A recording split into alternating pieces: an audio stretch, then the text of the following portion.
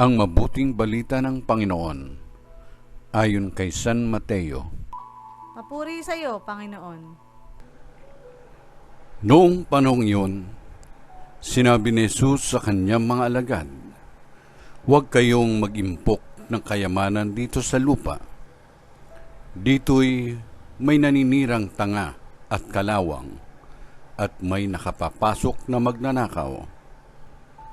Sa halip, impokin ninyo ay mga kayamanan sa langit.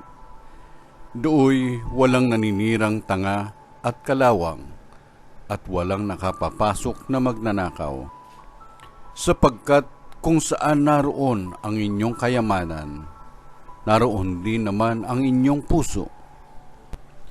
Ang mata ang pinakailaw ng katawan, kaya't kung malinaw ang inyong mata, maliliwanagan ang buo mong katawan. Ngunit kung malabo ang iyong mata, madirimlan ang buo mong katawan. Kaya't kung ang liwanag na nasa iyo ay kadiliman pala, napakadilim niyan." Ang mabuting balita ng Panginoon. Pinupuri ka namin, Panginoong Jesucristo.